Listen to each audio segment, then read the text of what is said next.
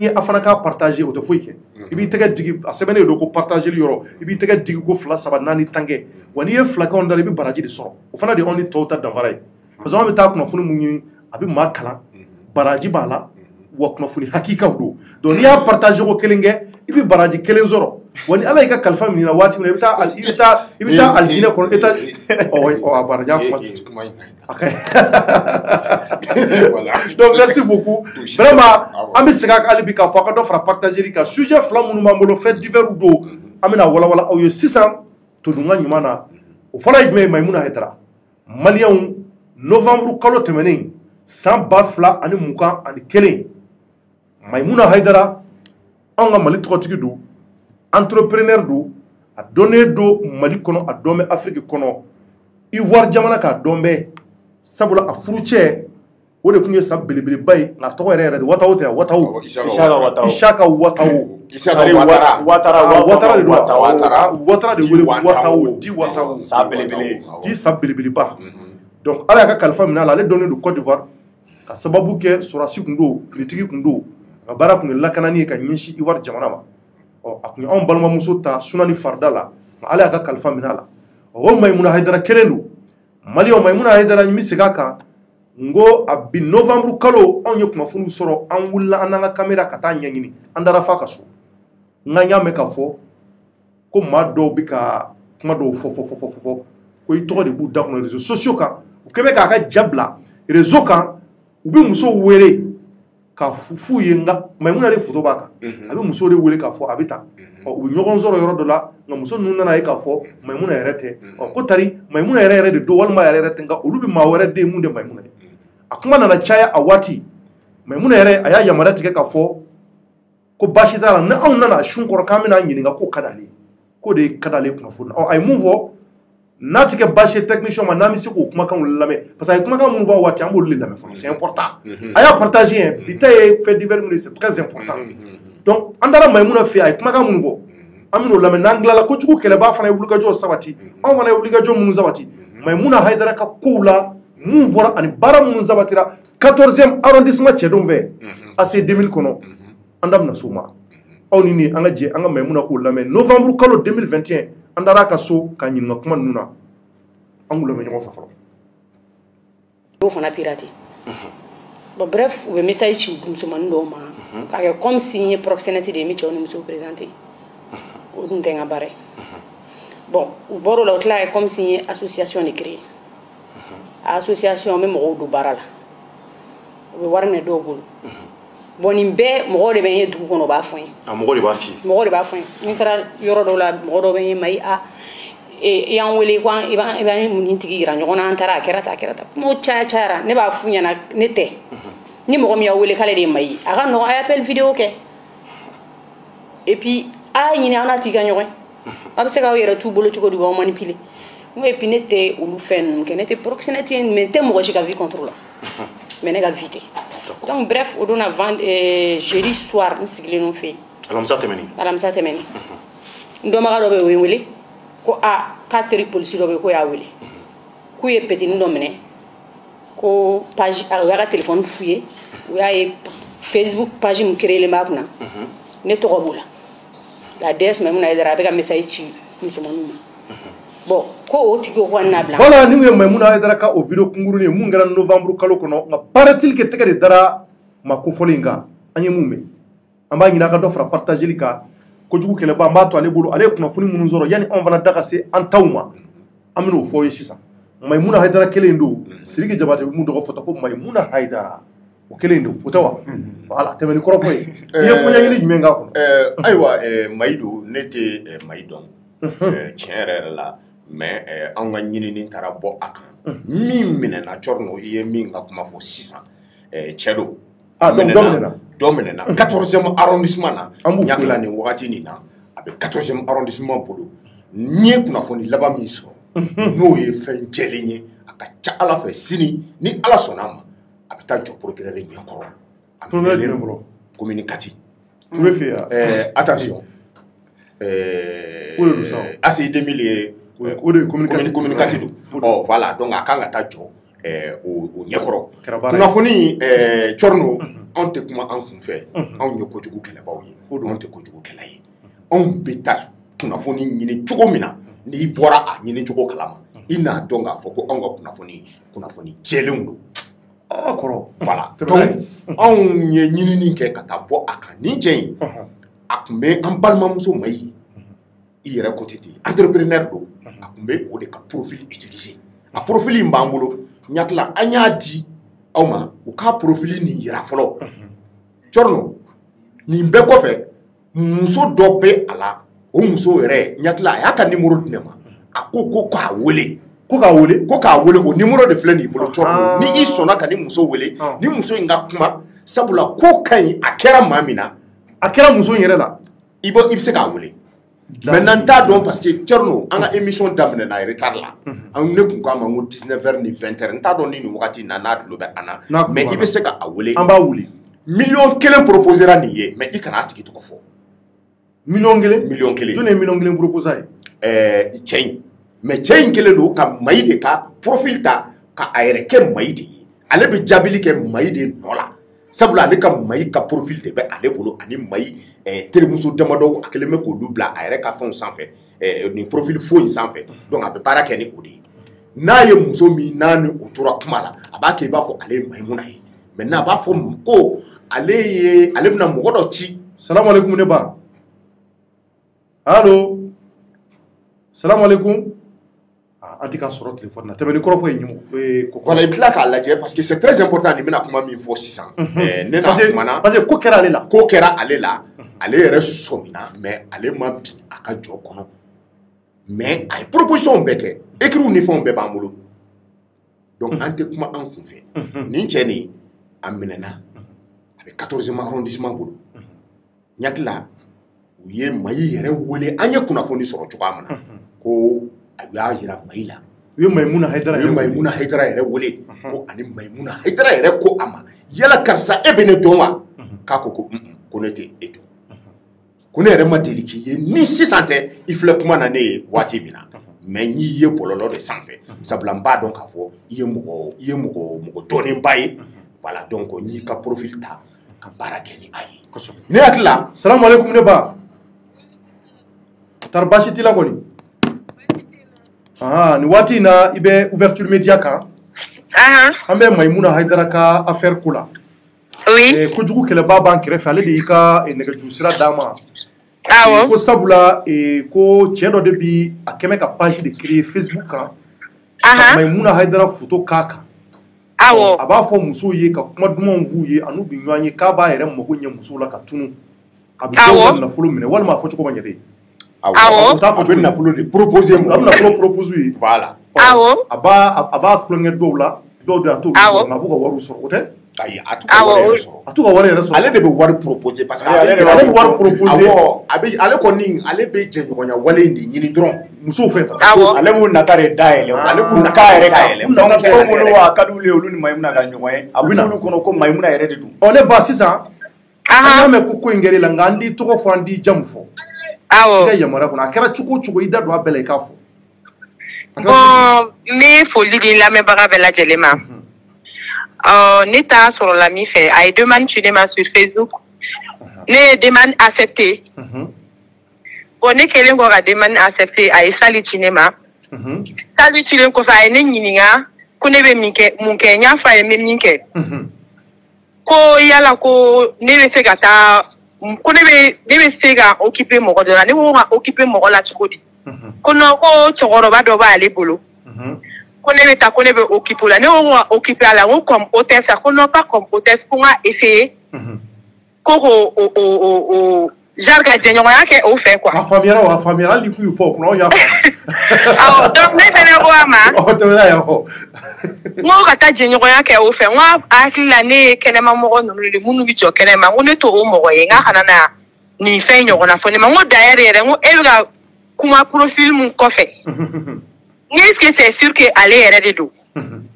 i m'a ye donc du coup ne ye a fɔ mɔgɔ ko non a bɛ ka anarquer de a don k'a bɔ ta donc ne y'a to yen o kɔfɛ fɛnɛ a nana tuguni ko ale bɛ kuma ne fɛ parce que a bɛ ne ka Facebook suivi ka ɲa a b'a dɔn ne ye mɔgɔ suguya min ye o mɔgɔ sugu de ka d'a ye quoi mɔgɔ minnu forme dɔɔni b'u minnu na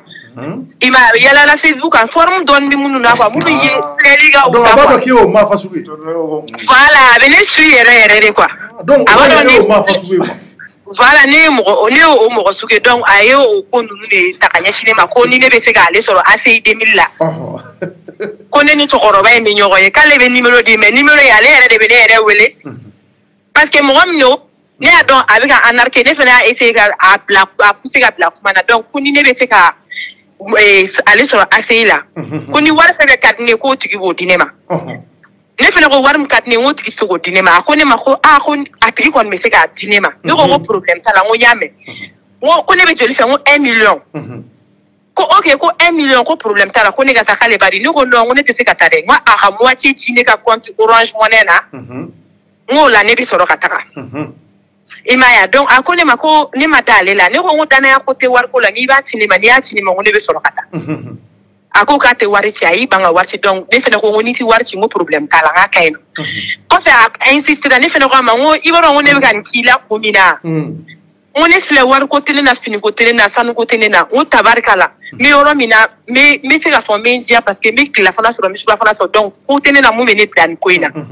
wa à partir d'aujourd'hui kana ni message su kuti ma ngosu ngo meta iga ibe ga message mu ti ba publier sur le net e kera mai si difuyo ma ke mai si difuyo anania donc ne ko ne ba ke mo do conseil o be mbolo kwa mo mu donner non ti na no to ko so kwa mo ba re be no mu be ne conseil artiste were de do ko no ko ngana nyere sendo ni ko nunu na ko c'est pas boka mainga image ma parce que ne rebe sendo ke amai o ma quoi donc ne ko ngana sendo ke la ntse kele mo donc ne fena yin si voilà parce que pour mais si vous parce que mais si vous Instagram photo FMB na photo faible Instagram ka na à la seconde qui va tarabla à 5 ans story sans faire sur Facebook donc va ira sisa e ko ni chemo ni alama ube ni mai mu yeninge alama aw nyebe kele mo alama nyebe kele ba sababu ke conseiller ba de mini bolo neti ko la mo ye quoi ko mana ke drone ba nya fo atite meneka voilà neti ko la mo ye ambifu nti maintenant FC ka conseil mendi ambala ka woro man ko la parce que mo chama de binaga joko no wonne mi kaga jo kai jeke chama so awati mau chama bira ko bi afo ya be chama bira ko mo ai jeke chama reso o do ka se ka ko paratil ke musual musu furle do bala paratil ko musu furle do bala o jeni ni bora kalama do bi dak mu ita fo mai chama de ko bore ke do kalama o paratil ke chere ka korofo la kai musu chama soro ni njugo ya inata kala ko sari kala tada do bon ko kon mi chiko muna sisa ala kon ye kishi ema be jo kono mbe bolo ka foni na parce que réseaux sociaux kera gien yoro kura do sisa ya kli to yere ba kuna dro ibita be do ka jo kono obi dunga temeni se ka musoro ka fula bon ne kon be mu fo balma musola xawé anga wili anga barake parce que ni willa ni barake ibe keme musoro par jour o keme de tay ibe wa keme musoro mo wéré bolo jene asira ka ti fusinye yi et puis réseaux sociaux sans faire anga essayer anga ni ko nunu dabla parce que Facebook be ba ka Facebook be do be o be na o be furo jugu kila seki mo do be na o be bana jugu bla donc kana tu mo ko iti mo gom don quoi surtout sur les réseaux sociaux mo gom no tiedo wa dine do wa kloro eta don itodo donc ni be mi fa ambala ko anga wuli anga barake anga ni ko ndabla ay dem sen ne chimi malin ne joro ya on de non on kera ni chugwala don jo chugote malila. Ça c'est vrai. Parce que ni muso kelen tiena jamana kelen ne tiena wallahi voilà donc ni muso kelen yana jamana kelen yana bon si ça en génération na i a ka doron am se ka foko ame ibe se ki ga signé se ki ta dami kan quoi vraiment voilà il faut en bas vraiment ki wala ñu don albi ala do fara ko ka amina rabbi donc roy boraka victime jamais donc yaay alema be jo kono donc maintenant yana nga may les nazira ka ay ka soro donc entre temps bi crofo dima ñeng ni na ibora mun kalama bon ne bora min kalama ni che ina fo ambalma muso min bora ka kuma fo sisani abe demanda min ci ima ni maymuna ka profiter donc ni yo accepter avec e kono ka fo ko eni may de be ka kuma ka so eni may de ka kuma ina le de be ka kuma o ko fe de abe soro ka ki yere ke toujours aller be profil ni ngangwa donc abe soro ka fo mo do bene bulu ina fo muso ya nyefo tuka mana me fe ino tiki ka nyoko alors qu'on bɛɛ y'ale yɛrɛ kelen de ye quoi a filɛ ka fɛn fɛn fɔ nin bɛɛ y'ale yɛrɛ kelen de ye ale yɛrɛ kelen de fana bɛ rendez-vous d'i ma ka taa o rendez-vous fana la yanni o cɛ a bɛ e ɲininka k'i bila en confiance tuma caman a bɛ message ci i ma a bɛ ɲininka i bɛ mun baara kɛ e bɛ mun fɛ i n'a fɔ muso in ye min fɔ ale ɲɛna sisan c'est à dire tuma dɔ la a b'a fɔ dɔw ɲɛna k'a fɔ wale waritigiba de ye est-ce que y'a fɔ n bɛna i ni waritigiba dɔw yira ɲɔgɔn na toujours est-il dit que a kɛlen don k'an balimamuso Mayi de ka profil de utiliser a bɛ ninnu ko ninnu kɛ o la mais a bɛɛ y'ale kelen de ye ale de b'a rendez-vous di tuguni ale de bɛ t'i kunbɛn. Donc a bɛ ko in kɛ ten ten de maintenant a binna muso min kan o muso ni an taara ye an ka bi ɲinini na a binna dɔ de kan ayi n ko a ka ko binna muso min kan n b'a fɔ k'a binna mɔgɔ kan fɔlɔ a ma bin mɔgɔ kan sabula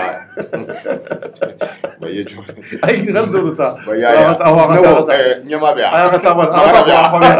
ni magara bɛ yan n'an tilala quoi n bɛ fɛ ka taa kuma dɔ ɲɛfɔ a jɔ dɔ bɛ ne to en pleine débat dɔrɔn a bɛ n ka kuma cɛ voilà c'est-à-dire a binna a ka ko taara ɲɛsin muso min ma muso laban min ma ja o yɛrɛ kun y'a cousine ye e ma ye muso in ko muso formumanw de ka d'a ye wa o yɛrɛ kun y'a yɛrɛ propre cousine dɔ ye a ye Mayimuna ka profil de ta k'o utiliser o la ka Mayimuna ka profil kelen in ta ka sɔrɔ ka message ci o ma donc a n'o de tora message sɛbɛnna a t'a dɔn k'o y'a cousine ye a kun t'o dɔn est-ce que a t'o dɔn parce que ɲininiw de taara bɔ a kan n bɛ ka min f'i ɲɛna n tɛna n ka source ɲɛfɔ i ɲɛna mais nin source nin an bɛ nin to yen mais ko o y'a yɛrɛ cousine ye mais a ye Mayi de ka profil de kɛ ka message ci o ma k'a yira k'a fɔ ale ni Mayi de bɛ kuma na o fana ni nin fana bɛɛ ye kelen ye est-ce que y'a faamu an balimamuso dɔ fana don mɔgɔ min fana don mɔgɔ basigilenba don donc o fana tun bɛ ɲini kana bi a ka jɔ kɔnɔna la a ye 500 000 de proposer o tigi ye 100 o de taara ka t'i plaigner policiso la ka profil in de di polisiw ma polisiw de profil nin lajɛ n bɛna cɛ de minɛ cogo f'i ɲɛna polisiw ko ko est-ce que nin profil nin ye profil jɛlen ye fɔlɔ polisiw ko d'accord ko donc an bɛna min kɛ sisan komi i y'a ye a ye nin kɛ e la peut-être que i bɛ taa sɔrɔ a bɛ nin kɛ mɔgɔ wɛrɛ la polisi dɔw de ye technique dɔ de kɛ a la sisan k'u yɛrɛ kɛ muso ye ka profil dɔ fana envoyé u ma a y'o demande mi accepté olu sɔrɔla k'a ɲininka fo ka taa piéger ka sɔrɔ k'a fɔ a ɲɛna i n'a fɔ a ye rendez-vous di nin ma cogoya min na a ye rendez-vous di polisiw fana ma ten ah rendez-vous di polisiw a rendez-vous de di polisiw ma a yɛrɛ polisiw fana ye muso awɔ a hakilila k'olu fana ye muso parce que ale tora muso voilà a bɛ ka wale min kɛ sisan réseaux sociaux ka mɔgɔw la polisiw y'o wale de kɛ a la ka taa ka t'u bolo da cɛ kan donc u y'a minɛ ka na n'a ye ɲakila a bɛ tile 2 ɲɔgɔn na awɔ ɲakila sini u kan k'a ka papiyew bɛɛ labɛn a cɛ yɛrɛ tɔgɔ bɛ an bolo wa fana an y'a ye a ɲɛ la parce que anw tɛ kunnafoni fɔ anw ɲɛ dara a kan mais a ma kɛ polisiso la sabula polisiso kunnafoniw sisannama ko dɔw fɔlen don a la an tɛ se ka taa kunnafoniw ta ni DG de la police ka yamaruya tɛ mais kunnafoni bɛ sɔrɔ yɔrɔ wɛrɛ la min tɛ polisiso kɔnɔna ye sabula mise en cause bɛ yen minnu ye a kɛra minnu yɛrɛ ɲɛna a kɛra yɔrɔ minnu fana la olu bɛɛ bɛ se ka kɛ kunnafoni disira ye anw kunnafonidilaw fɛ i tɛ se k'a kɛ cogo si la k'i bɛ kunnafoni dogo anw na sabula kunnafoni mana kɛ cogo cogo bɔyɔrɔ caman bɛ a la bɔyɔrɔ caman b'a la vraiment donc kojugu kɛlɛba an b'i fo i ka kunnafoni ɲinini na wale ɲuman dɔ k'a fɔ Mali hali bi a ye dɔ fara partageli kan an bɛna Mayimuna Hayidara yɛrɛ de ta sisan k'a yɛrɛ ɲininka a ka hakilinataw la nin ko mun n'a kɛra a fɛlɛ ye mun ye a la an bɛna ɲininka o kuma damadɔ la donc u b'u profiter de la n bɛ segin a kan paraît-il que cɛ in ka baara de ye nin ye n'a ye Mayimuna photo bila parce que bɛɛ b'a dɔn o dɔn bɛ o jɛlen don peut-être a tɛgɛ b'a kɔ sɔrɔ nafolotigi don quoi n'o fɔra sa yɔrɔ muso dɔw b'a fɔ ne ni Mayi yɛrɛ bɛna diya an bɛna ɲɔgɔn ye u b'u profiter o de la dɔrɔn i bɛ taa sɔrɔ cɛbakɔrɔ don n'i y'a sɔrɔ cɛbakɔrɔ a b'a fɔ ko Mayi bɛna sisan a b'i nɛgɛ peut-être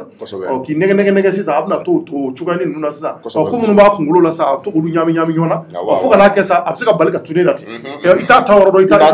i t'a donc a y'o de kɛ muso mun na a ka ca ni muso 100 donc nin waati in na an bɛna Mayi yɛrɛ ɲininka a ka hakilinataw la Mayimuna salamu aleykum. Aleykum salam Thierno. Ça va? Somɔgɔw bɛ di tari baasi t'i la kɔni? Non, baasi foyi tɛ alhamdulilayi. Nba i da m'i ka sokɔnɔ belebeleba in kɔnɔ yen lafiya la. Ça va. I ka so sumalenba in. Ala ka dɔ fara kow kan. Ami amina yarabi. Ba donc Mayi folikan jumɛn b'i bolo maliyɛnw de tulo b'i la bi i bɛ maliyɛnw sama folikan jumɛn na? N bɛ bɛɛ fo. Ala k'an bɛɛ kisi k'an tanga. Amina yarabi. Ala ka sababu ɲuman k'an bɛɛ ye. Amina.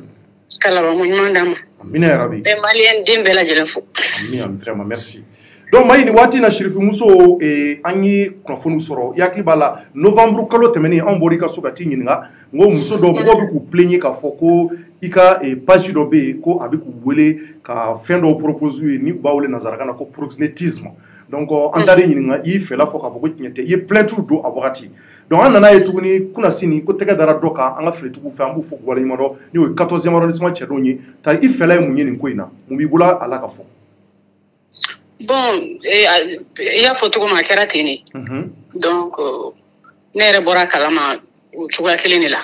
donc comme a bɛ an ka fangatigiw bolo donc an b'a t'olu ka bolo kan ne kɔni bɛ min fɔ mɔgɔ ye bɛɛ k'i hakili to i yɛrɛ la ninnu ye erreur dɔw de ye minnu man kan tɛ ka kɛ tuguni quoi parce que technologie développera an ka interview la an y'o kuma kelen de fɔ donc ne b'a dɔn a ye fɛn caman kɛ a ye ne yɛrɛ image la nɔgɔ a ye kuma caman fɔ a ye dɔw yɛrɛ sɔrɔ a ye ko caman kɛ quoi ne y'a di ala ma donc ala de y'a tiɲɛ da bi donc ne b'o ala kelen fo ka tila k'a fɔ bɛɛ na bɛɛ k'i hakili to i yɛrɛ la réseaux sociaux man ɲi quoi man ɲi a man ɲi no réseaux sociaux man ɲi d'accord vas-y Kojugu Maimouna i ni su nti Kojugu kɛlɛba don awɔ ne de ye a kunnafoniw di maintenant an y'a mɛn k'a fɔ e bɔlen a kalama i kun ye intervention dɔw kɛ TikTok yɛrɛ la k'a fɔ ko mɔgɔw k'u kɔlɔsi u yɛrɛ la awɔ i kun ye plainte fana déposé yɔrɔ 3 la n'o ye BJ ye ani camp 1 ani procureur Touré yɛrɛ fɛ donc o b'a yira k'a fɔ ko in a ye e yɛrɛ tɔɔrɔ kosɛbɛ yala ne bɛ ka kuma min fɔ tiɲɛ don wa awɔ tiɲɛ don donc an y'o o kunnafoniw fana sɔrɔ komi ne ye kunnafonidila ye an taara ye k'a fɔ tiɲɛ nin tiɲɛ na a ye i tɔɲɔ ka se yɔrɔ la yɔrɔ min vraiment a man kan ka kɛ adamaden yɛrɛ man kan ka kɛ adamaden tɔɲɔgɔn la ayiwa nin wagati nin na e welelen ka taa 14e na e ni cɛ kelen ka ɲɔgɔn ye i ye mun fɔ cɛ ye bon ne ko cɛ ma n ko e bɛ nin kɛ ne na mun na a ko non ko parce que ko ne mɔgɔ dɔnni donc ko mɔgɔ bɛ ne bonya a ye kuma a y'olu explication ninnu di ne ko bon ko ne o de don ko ne kelen tɛ mɔgɔ dɔnni ye Mali kɔnɔ musow la n ko pourquoi i ma kɛ tɔ la i ɲɛsin ne ma a ko ne ma ko ayi ko ne ko ka d'ale ye ne ko karisa n ko i ko ka di mɔgɔ ye i t'a tɔgɔ la tiɲɛ ni ko ka di mɔgɔ min o tɛ tɔgɔ tiɲɛ yɛrɛ kisi o tigi ma n ko mais n ko pour quelle raison e ye nin kɛ hɛn dɔ de don wa ou bien mun a ma se ka kuma après ne insistera a ko ne ma non k'a y'a kɛ pour que a bɛ se ka musow de sɔrɔ et puis a bɛ se ka wari sɔrɔ ne ko bon e bɛ se ka wari sɔrɔ e ma se ka i ɲɛsin mɔgɔ si ma fo nin ko bon k'ale ka fɛn kɛra ne de ye k'ale y'a jateminɛ ale tun bɛ se k'a kɛ ne de ye bon ne ko pourquoi e bɛ se k'a kɛ ne de ye bon moi jɔlen ma sɔrɔ a da mais il n'a même pas nié il a montré qu'il a fait donc voilà a kumaw ka ca quoi mais comme a ma ban fɔlɔ enquêtes bɛ en cours donc je préfère que an ka to enquêtes ka ban fɔlɔ tu vois non d'accord mais a si bɛ taa san joli denmisɛnnin fitinin don walima mɔgɔkɔrɔba don denmisɛnnin tɛ maliyɛn de fana don d'accord denmisɛnnin tɛ denbayatigi de don fana Allahu akbar mais a kɛlen k'e ma yanni k'i bila taara ma yɛrɛ yɛrɛ kɔni a ma yɛrɛ yɛrɛ dɔ di yan u y'a ɲininka k'a bɛ ne dɔn wa a ko wayi k'ale bɛ ne dɔn donc ouais mais a kɛlen k'e jɔlen yɛrɛ jɔlen ye taara ma siran ka yɛrɛ yɛrɛ quoi a y'a ma yɛrɛ peut-être ni min ye ka vesti jaune don ka taa a tun bɛ sɔn ka yɛrɛ yɛrɛ ka vesti jaune jumɛn don ka vesti jaune ye Mayi e fana b'o fɔ ka yɛrɛ Mayi dula kɔni ko Mayi bisi kɛra ko ye kɛra ko ye bon ne tun bɛ fɛ k'a fɔ mais comme e yɛrɛ y'a fɔ mais ko ne ka vesti ye vesti kelen de ye vesti jaune ko ye a ka vesti jaune i kana an ka toba yɛrɛ yɛlɛma mais ni ne de y'a fɔ a b'a fɔ ko mun na ne yɛlɛla ale ka vesti jaune ko la Mayi b'a dɔn ne ye vesti mun don vesti ye original de Mayi tiɲɛ tɛ yan non original et puis couleur rare de do couleur c'est rare mais Mayi vesti ni ne de tun y'a don u tun b'a fɔ ko y'a ye ko maraka couleur de filɛ nin ye parce que ne ye maraka ye donc Thierno y'a don a bɛ to ni nin ye de vesti jaune de don a y'a don a bɛ to n'a ye mais Thierno ye star de ye voilà non Mayi merci a banna Mayi b'a bɛɛ kalama olu ye diɲɛ yala Mayi tu ka fara n ka vesti jaune na cɛ u ka fara la vesti dagabana donc maintenant kumakan laban jumɛn b'i bolo maintenant Mayi ka ɲɛsin hali bi musolakaw ma parce que nin ko bɛ caman sɔrɔ a ko bɛ mɔgɔw caman tɔgɔtigiw sɔrɔ ka caya bon mais minnu bɛ bɛn jɔn kɔnɔ les victimes e bɛ mun sɔrɔ ka f'u ye maliyɛnw tulo b'i la Thierno kuma ka gɛlɛn sinon nin ko sugu mɔgɔ man kan tɛ ka bin nin jɔ yɛrɛ kɔnɔ bilen donc ne kɔni bɛ min f'u ɲɛna minnu binna a kɔnɔ ala k'u kisi a ɲɔgɔn wɛrɛ ma minnu wɛrɛ fana bɛ nali tuguni ayiwa bɛɛ k'i hakili to i yɛrɛ la maa i kelen tɛ dɛ u b'a kɛ bɛɛ la maa i de t'a dɔn na sisan donc bɛɛ k'i hakili to i yɛrɛ la et puis nin tɛ vie ɲɛnama yɛrɛ ye mɔgɔ bɛ se ka diɲɛ sɔrɔ ka sɔrɔ i ma nin si kɛ donc bɛɛ k'i hakili to i yɛrɛ la ne b'o conseil dɔrɔn de d'u ma a tɛ tɛmɛ nin kan merci beaucoup Maïmouna ala ka dugu ɲuman kɛ merci beaucoup Thierno merci ni ko ye Maïmouna Haidara a yɛrɛ bɔra k'a ka kɔrɔfɔ mais a ye mun fɔ a tɛ tɛmɛ nin kan hali u y'a ɲɔgɔn kɛ ne na ne ka nin basin verte yɛrɛ de tun bɛ na ou bien nin violet de tɛ yan nin violet de nin violet de tun bɛ ne na dɔ taara ne photo ta ka taa wari caman bila k'olu bɛ se ka wari caya ka kɛ ko ne tɔgɔ ko Ɲesu Agnase c'est à dire que béninois ko ne bɛ se ka million tan kɛ million 100 ye c'est à dire que ko n y'a tigi dɔgɔya quoi ko walahi e filɛ danga de bɛ quoi donc mɔgɔw k'u kɔlɔsi hali wura 12 fana dɔ delila k'a k'o fana ka profil la an kumana o fana kan ka dɛsɛ ale fana ye kangari da o la donc en même temps o b'a kɛ mɔgɔ caman na. Donc moi je pense que c'est le moment bécan qui a cliqué sur les réseaux sociaux nana ka se ka ko ɲɛnamaw kɛ nka inconvénient b'a la avantage b'a la cogo min na inconvénient b'a la ten nka hakili de bɛ baara kɛ il faut que aw kana bɛn mɔgɔw ka jɔn i tɛ mɔgɔw ma dɔn i ma mɔgɔ y'i ɲɛ la kana da la k'a fɔ ko tigi de ye nin je faga mun bɛ bolo ka fara o kan. Ouais, Thierno, je pense qu'il y a kuma bakuruba fɔ réseaux sociaux bɛ yɔrɔ min na i n'a fɔ Maïmouna yɛrɛ y'a fɔ cogo min na a ka kan bɛɛ k'i janto i yɛrɛ la. Parce que généralement, on va que ni mɔgɔ ye mɔgɔ minnu n'u tɔgɔ bɔlen don kosɛbɛ mɔgɔ dɔnnen don mɔgɔ minnu dɔnnen don kosɛbɛ u b'a fɔ ko n'u y'a proposé olu ye ko généralement n'i ye n yɛrɛ kɛ olu ye mɔgɔw bɛ demande ni fɛnw ci ma quoi donc n'i ye fɛn f'u ye u bɛ hawuja mais Thierno ne ka attention bɛ boli yɔrɔ min kan généralement mɔgɔ minnu bɛ bin ni piège kɔnɔ o y'an balimamusow de c'est à dire surtout musow il faut que les femmes la fassent énormément attention et an ka sigida la Thierno ne bɛ panparapaki de fɔ dɛ bibina wari de jara musomanninw ye fana kosɛbɛ muso ka hakɛ to a bɛɛ tɛ dɛ mais n'i y'a ta k'a lajɛ wariw de cayara mɔgɔw ye kosɛbɛ Thierno n'a fɔra c'est à dire a ka fɔ ko nin ye Maïmouna Haidara ou bien a ka fɔ ko nin ye Wura Dusuze ou bien Karim Masina filɛ nin ye ou bien Thierno yɛrɛ photo yera la ko i bɛ se ka ko a tigi mana gɛrɛ i la a bɛ se ka nin d'i ma a bɛ se ka nin d'i ma facilement Thierno c'est à dire que u b'u yɛrɛ di i n'a fɔ an balimamuso yɛrɛ bɔra k'a fɔ cogo min na surtout minnu yɛrɛ n'u b'a dɔn ko forme ka ɲi dɔɔni Thierno au lieu de procéder c'est à dire que yanni mɔgɔw k'u bila nin bɛɛ la quoi u ka baara kɛ Thierno c'est pas comme si musow bɛɛ tɛ baara kɛ dɛ mais u ka baara kɛ et puis ninnu ka fɛn ninnu filɛ nin ye hali cɛ min minɛra n'i y'a ta k'a lajɛ n'i taara yɔrɔ la i bɛ t'a sɔrɔ maa minnu taara ka taa plainte to généralement a caman bɛ sɔn ka kɛ musow de ye donc il faut que an balakaw k'a dɔn k'a fɔ ko wari nɔgɔmani a tɛ sɔrɔ ten minnu ni mɔgɔw bɛ ka u lajɛ bi ni sariw don ni mɔgɔ wɛrɛ b'u dogo kɔfɛ brouteurs b'u dogo kɔfɛ ka fɛn dɔ kɛ Thierno u sɔnna ka fɛn dɔ de kɛ donc u fana ka fɛn dɔ kɛ u k'u janto u yɛrɛ la parce que réseaux sociaux a kɔlɔlɔ ka bon kosɛbɛ hali mɔgɔw kumakan u b'a yɛlɛma u bɛ fɛn bɛɛ kɛ donc u k'u janto u yɛrɛ la kosɛbɛ ne tun b'a fɛ ka nin de fɔ. C'est important vraiment merci Jefaga nin waati in na kojugu kɛlɛba kunnafoni tɔ hakili la nin kɔni y'a bannen ye. Awɔ bon a ko taa tribunal ka bolo kan ɲakila ko kan ka taa tribunal ka bolo kan mais plainte fila de bɛ cɛ in kan sisan muso fɔlɔ min ni a ye ko in ta ka olu sɛgɛrɛ o ka plainte bɛ yen min yɛrɛ taara ka taa plainte don ani Maïmouna fana ka plainte bɛ yen Maïmouna kɔni ta usurpation d'identité faux et usage de faux o dɔn in ta bɛ se ka kɛ abus sexuel ye n'a y'a sɔrɔ o ko kɛra sabula o kɛyɔrɔ fana n t'a dɔn n'o ko fana kɛra mais quand même o de kɔni taara ka t'i dama kasi polisiso la ɲakila o plainte fila de bɛ cɛ in kan cɛ in yɛrɛ i y'a si fɔ ne bɛ se k'a bila san 40 na ka yɛlɛ sabula ne y'a ye ɲɛ la a don yanni a bɛ se polisiso kɔnɔna la ɲakila fana mɔgɔw yɛrɛ fana ka fɔ la mɔgɔ min fana don a bɛ ba delila ka baara kɛ kita mais n tɛna don identité ba la k'olu bɛɛ ɲɛfɔ mais an y'a tɔgɔ kɛ an yɛrɛ ka sɛbɛnninw kɔnɔna la an y'a kɛ Moïse ye mais Moïse fana t'a tɔgɔ ye an bɛ se k'a tɔgɔ kɔni abrégé voilà k'a kɛ MD voilà walasa mɔgɔw k'a faamu sabula ko yamaruya fana tɛ an kan voilà ka girin ka fɛn fɔ mais a yɛrɛ kɔni ka fɔ la i n'a fɔ Maïmouna y'a fɔ cogoya min na a kɛra ten effectivement ani Maïmouna ye ɲɔgɔn ye donc o kɔrɔ ye k'a fɔ ko mɔgɔ dɔ kɔni minɛna min bɛ k'i yɛrɛ kɛ Maïmouna ye n'a bɛ ka profil utiliser a k'a kɛ mɔgɔ min fana la o kelen kumana anw ye bi wa fana plaintew fana camanba fana bɛ 14e arrondissement na i b'a fɔ maaw ɲɛna n'u bɛ tiɲɛ nɔfɛ ka wuli ka taa tiɲɛ ɲini u ka n'u sigilen to ka kuma ten e bɛ kunnafoni